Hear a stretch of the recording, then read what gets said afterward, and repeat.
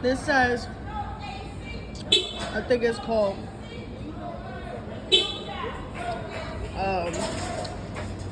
USPS Connect. Yeah, that's what it is. This is it's between Broadway and Amsterdam on 105th Street. There's a group of people across in a uniform dressed as like if they're postal workers, which they are.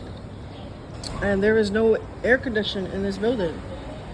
So, share this video.